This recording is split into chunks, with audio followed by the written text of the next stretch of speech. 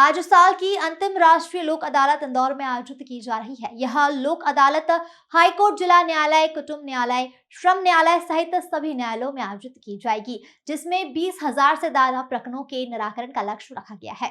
आज आयोजित होने जा रही साल की अंतिम राष्ट्रीय लोक अदालत में राजीनामा योग्य आपराधिक प्रकरण, सिविल प्रकरण, मोटर दुर्घटना क्लेम प्रकरण, विद्युत से जुड़े मामले, चेक अनादरण के मामले, बैंक रिकवरी, नगर निगम की संपत्ति कर, जल कर बकाया के मामले, वैवाहिक विवाद सहित अन्य प्रीलिटिगेशन प्रकरणों का राजीनामे के अनुसार निराकरण किया जाएगा। बता दें, यह राष्ट्रीय लोक अदालत इंदौर के महू, देपालपुर, सांवेर और हातोद में भी आयोजित की जाएगी। Bureau report. सर, क्वेश्चन करिए। तो किस तरह का ये मामला था और आपने क्या सेटलमेंट? देखिए, मेरे पक्षकार द्वारा उनके पति का रोड एक्सीडेंट हो गया था पालदा नाका पे। उसमें उन्होंने क्षतिपूर्ति के लिए वो केस मैंने हैंडल करा है पूरा, और वो केस न्यायालय में प्रस्तुत करा। उनका एक 6 साल का बेटा था और एक पत्नी थी। उनके माध्यम से केस न्यायालय में दर्ज हुआ और करीब 3 करोड़ का मैंने केस न्यायालय में प्रस्तुत करा था क्षतिपूर्ति के लिए। पर क्या होता है कि सुप्रीम कोर्ट और हाई कोर्ट की गाइडलाइन है, उसके अनुसार पूरा नाप तोल के ही जो भी इनकम है, जो भी उसकी वो रहती है, उसके हिसाब से केस डिसाइड होता है। पर अपन क्या रहता है कि थोड़ा सा आगे करके लगाते हैं कि कभी कुछ उसमें अपने को कुछ बढ़ोतरी के चांसेस हो तो अपने को पैसा मिल जाए।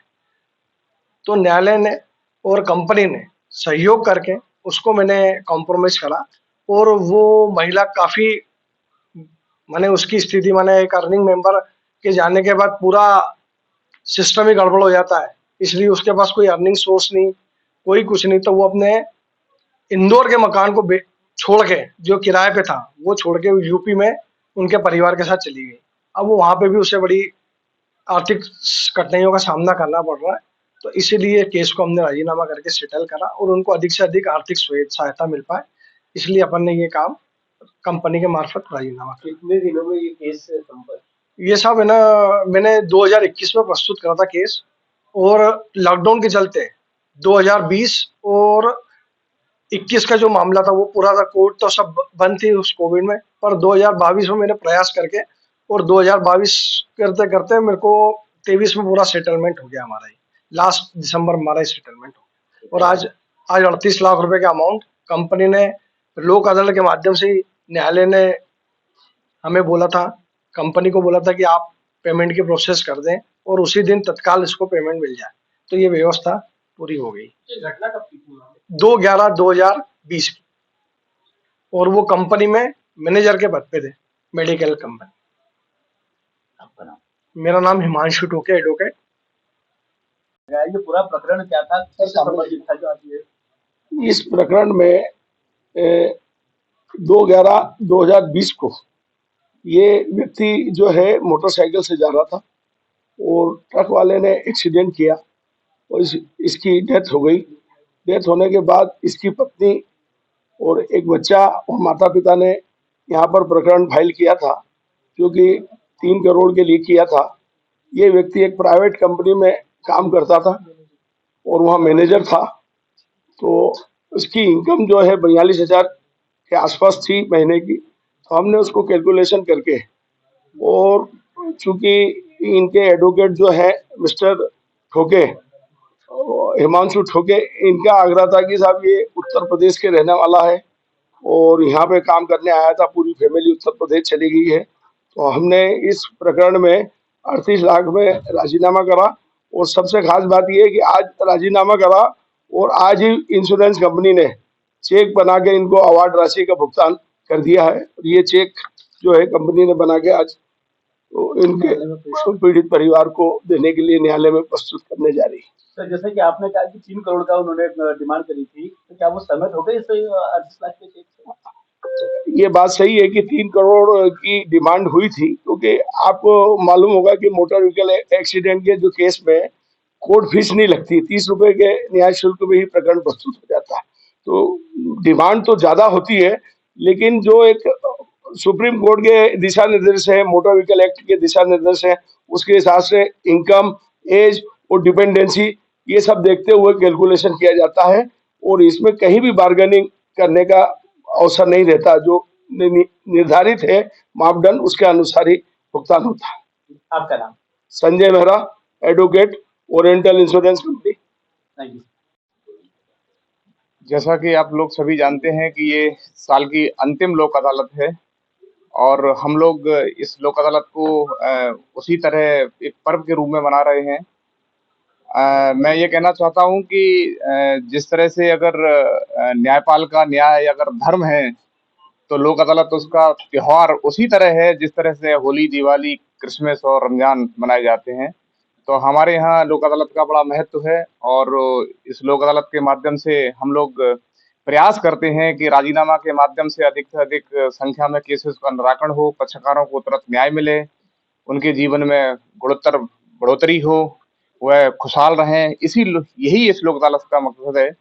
जैसा कि आपने पूछा कि इस बार करीब 68-69 खंडपीठ बनाई गई हैं और इसमें नगर निगम, इलेक्ट्रिसिटी डिपार्टमेंट, दूसरे विभाग भी, फैमिली कोर्ट सभी शामिल हैं और राजीनामा योग्य अधिक से अधिक संख्या में केसों का निराकरण हो, हम सभी का ये प्रयास है। हमारे सारे कर्मचारीगण, न्यायाधीशगण और सभी हमारे सम्मानीय अधिवक्तागण और इस स्टेट बार काउंसिल के मेंबर्स, यहाँ के सभी पदाधिकारी इसमें पूर्ण रूप से सहयोग कर रहे हैं और मुझे आशा है कि इस बार बहुत अच्छे केसेस का हम निराकरण कर पाएंगे और पक्षकारों को तुरंत भुगतान हो, उनको पैसा मिले या उनको न्याय मिले या उनकी लिटिगेशन खत्म हो, जो विवाद है उसका अंत हो। यही इस लोक अदालत का मकसद है। जैसा कि अभी आपने देखा कि हमारे कौन सी कंपनी थी, ओरिएंटल इंश्योरेंस कंपनी की तरफ से एक 38 लाख का चेक अभी एक पक्षकार को दिया गया।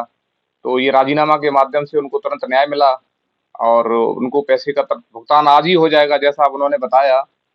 तो ये बहुत अच्छी चीज है, ये लोक अदालत के माध्यम से इस तरह के केसेस का निराकरण हो जिससे पक्षकारों को न्याय मिले और काफी बड़ी संख्या में केसेस रखे गए हैं, जिसमें सिविल, क्रिमिनल, फैमिली कोर्ट्स के सभी प्रकार के केसेस, चेक बाउंस के केसेस, इलेक्ट्रिसिटी डिपार्टमेंट के केसेस रखे गए हैं इसमें और यही प्रयास है कि अधिक से अधिक संख्या में इन केसों का निराकरण हो। तो कुल कितने केस होंगे आज और कुछ विशेष? लगभग जो हमने चिन्हित केस किए हैं वो 77,000 के आसपास केसेस चिन्हित किए हैं और जिसमें 15 से 20,000 केसेस आज रखे गए हैं। और यदि कोई पक्षकार आता है और कहता है कि हमारे केसेस का निराकरण करना है, भले ही वो न रखा गया हो, तो हम उसको तत्काल निकाल के उसका भी निराकरण करने का प्रयास करेंगे। कोई भी आएगा, पूरा प्रयास रहेगा कि सभी मिलके उस केसेस का हल करें। समझाइश देने की जरूरत पड़ेगी, उनके साथ बैठने की जरूरत पड़ेगी, हम लोग वो भी प्रयास करेंगे। प्रयास यही है कि अधिक से अधिक पक्षकारों को लाभ हो। सर, जो 38 लाख का चेक दिया गया उसका क्या मामला था, किस मामले थे? वो रोड एक्सीडेंट का मामला था। उसमें किसी परिवार के मेंबर की डेथ हुई थी और उस डेथ से जो परिवार को हानि हुई, हालांकि वो जो व्यक्ति जाता है उसकी भरपाई कोई नहीं कर सकता।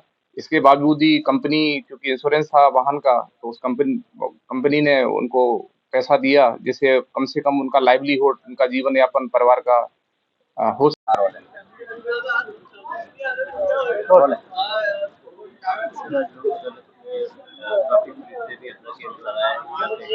देखिए, लोक अदालत में पहले से ही हमने जनता को इसकी सूचित किया था कि आज दिनांक में, नियत दिनांक में लोक अदालत लगेगी।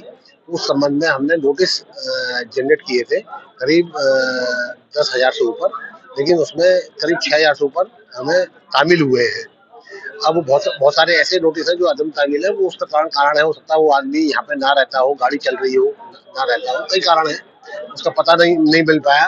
लेकिन आज जो भी नोटिस तामील हुए उसमें संख्या करीब हमारे अभी 300 से ऊपर चालान कट चुके हैं 11 बजे तक की स्थिति में, और लोग अपने चालान लेकर आ रहे हैं और हम उसको 12 वो लगा रखी है, अलग अलग काउंटर।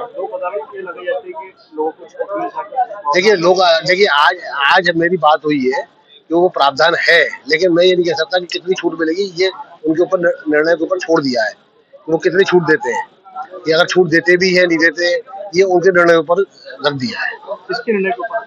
ये हमारे जो खंडपीठ है, जो यहाँ के लोग यदि कोई भी अपनी ग्रीवेंस लेकर जाते हैं, सब मेरे चालान इतने संख्या में इतने, तो वो अपनी बात जुडिशरी में जो जज साहब है वो उनके सामने रख सकते हैं, वो निर्णय लेंगे कि कितनी छूट दी जाए या ना दी जाए। एमपी की नब्ज, एमपी का हाल। मध्य प्रदेश और छत्तीसगढ़ के साथ हर प्रदेश की हर खबर, सिर्फ वाइब्रेंट इकोनॉमी न्यूज के साथ। लगातार खबरों के लिए सब्सक्राइब करें हमारे YouTube चैनल को और लेटेस्ट खबरों के लिए बेल आइकन दबाना जरा भी ना भूलें। Coming soon on Jio.